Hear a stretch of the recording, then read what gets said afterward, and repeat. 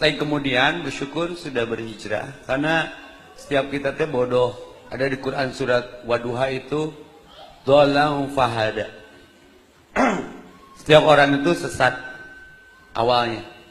Dhalam fahada. Muhammad termasuk. Makanya belajar goblok, belajar bodoh. Ngomong sembarangan bilang Nabi itu dulunya sesat, terus Allah kasih petunjuk. Ini orang goblok begini itu. Nggak pernah belajar tafsir itu Ustaz, itu goblok itu orang itu.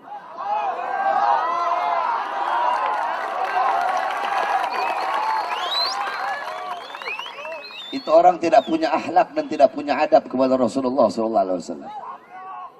Dia bawa surat Wadduha walidha saja mawaddaka rabbuka makala wala akhiratu khalaq wala sawfa yu'tika rabbuka fadarda alam yajidka yatiman fa'awa alam yajidka yatiman fa'awa. Bukankah Allah menemukan engkau dalam keadaan yatim, kemudian Allah lindungi engkau?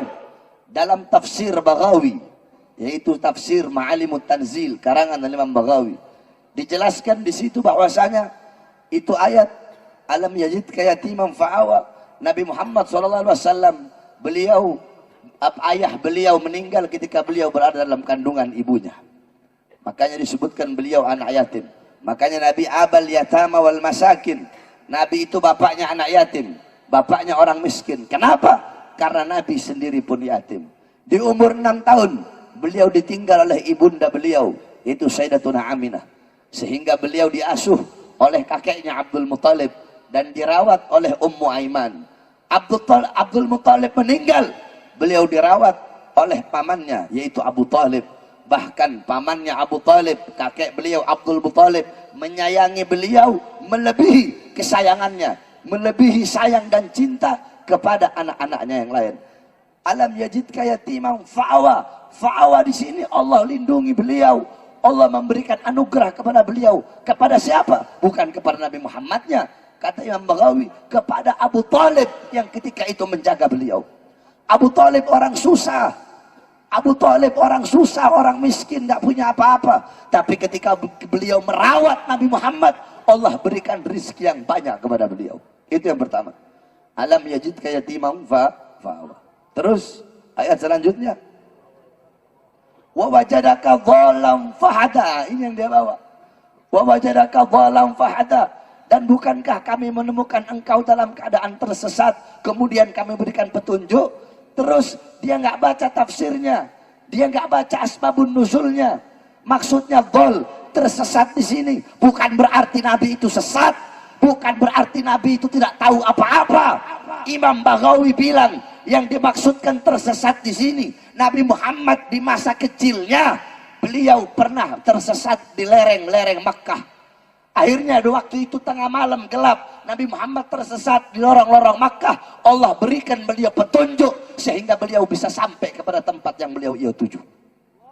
Bukannya beliau tersesat, bukannya Nabi nggak beriman kepada Allah, bukan Nabi tersesat berarti Nabi orang bodoh, orang goblok yang nggak tahu apa-apa.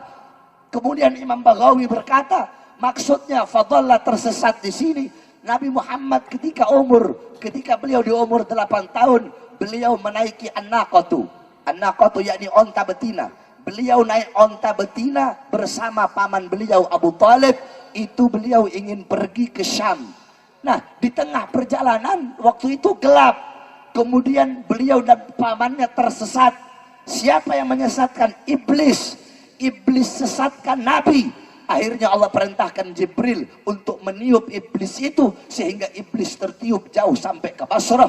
Kemudian Allah berikan petunjuk kepada Nabi sehingga beliau sampai ke tempat yang beliau tuju, yaitu Syam. Makanya belajar goblok, belajar bodoh.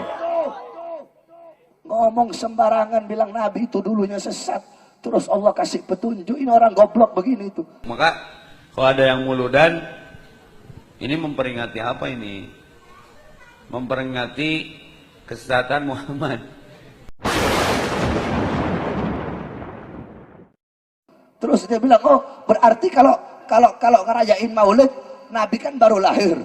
Nabi baru lahir apa? Nabi kan tersesat baru lahir nggak tahu apa-apa. Berarti sedang merayakan maulidnya orang yang sesat. Ini ustadz goblok, kiai goblok. Sampaikan sama dia. Saya tantang dia depan.